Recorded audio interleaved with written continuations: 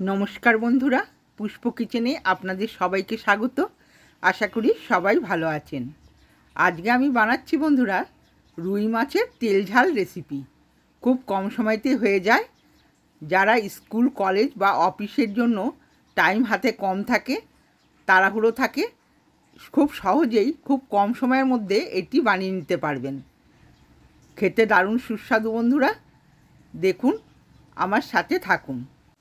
দেশ বিদেশ যেখান থেকে আমার ভিডিওগুলো দেখছেন বন্ধুরা, তাদের প্রতি রইল আমার অনেক অনেক শুভেচ্ছা ও ভালোবাসা। দেখুন, এই রুই মাছের তেল ঝাল বানাবার জন্য আমি 4 পিস মাছকে ভালো করে ধুয়ে নিয়েছি।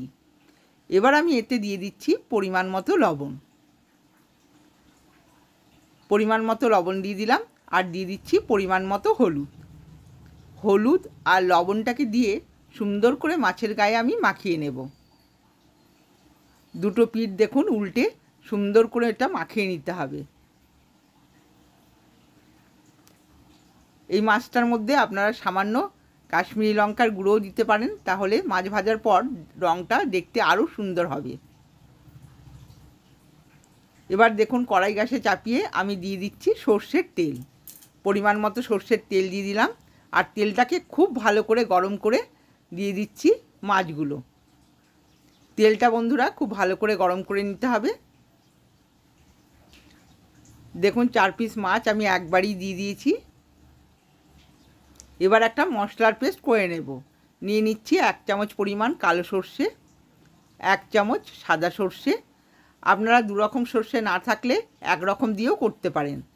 আর গোটা জিরে নিয়ে নিলাম 1 চামচ, আর হাফ ইঞ্চি পরিমাণ আদা টুকরো করে নিয়েছি। আর নিয়ে নিলাম 5টা কাঁচা লঙ্কা। ঝালটা আপনাদের পরিমাণ বুঝেই দেবেন, যে যতটা ঝাল খান সেভাবেই দেবেন। সামান্য জল দিয়ে এটাকে একটা মিহি পেস্ট আমি করে নেব। সামান্য লবণও দিয়ে দিলাম, তাহলে পেস্টটা খুব সুন্দরভাবে হবে।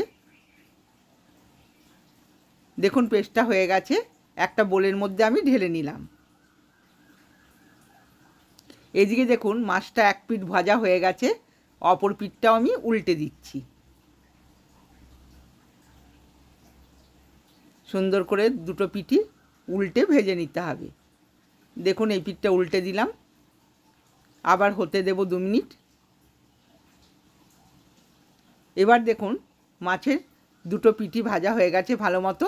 এবার আমি তেলটাকে ছেঁকে তুলে নিচ্ছি।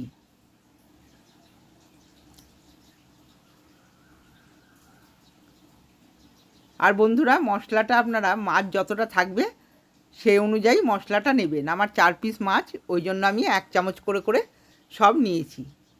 দেখুন, মাছটা খুব সুন্দর করে ভাজা হয়ে গেছে। এবার ওই তেলেতে আমি দিয়ে দিলাম হাফ চামচ কালো জিরে। দিয়ে দিচ্ছি পেঁয়াজ কুচানো। দুটো বড় সাইজের পেঁয়াজকে আমি কুচিয়ে রেখেছিলাম, পেঁয়াজগুলোকে দিয়ে দিলাম। এবার সুন্দর করে নেড়ে চেড়ে ভেজে নেব।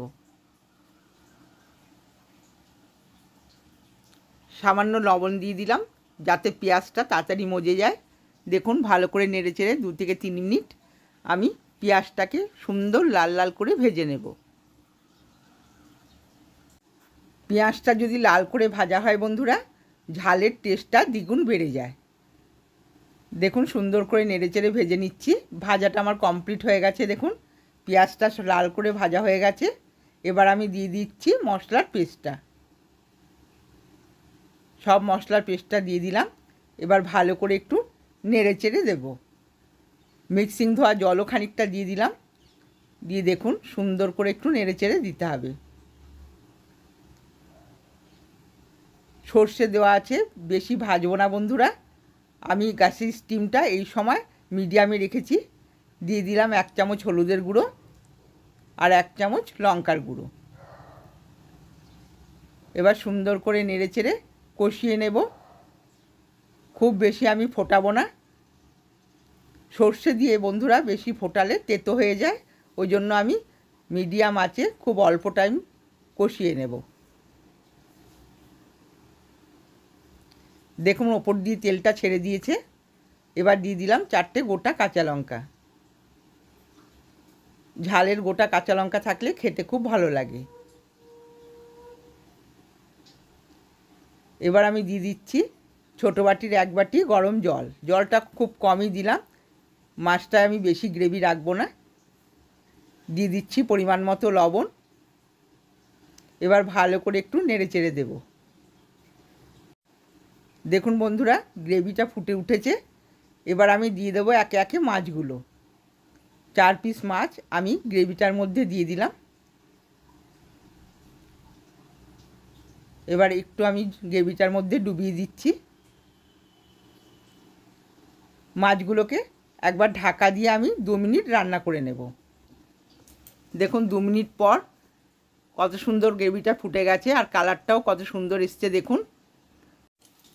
এবার আমি ভালো করে একটু নেড়ে চেড়ে দেখুন এতে দিয়ে দিচ্ছি কাঁচা সর্ষের তেল। মাছের ঝালে বন্ধুরা শেষে যদি একটু সর্ষের তেল দেওয়া হয় খেতে দারুণ লাগে। সর্ষের তেলটা দিয়ে একটু ভালো করে একটু নেড়ে চেড়ে দিলাম।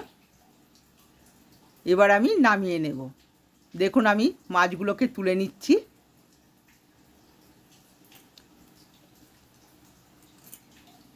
একটা একটা করে মাছ আমি দেখুন তুলে নিচ্ছি। খেতে অসম্ভব টেস্টি হয় বন্ধুরা।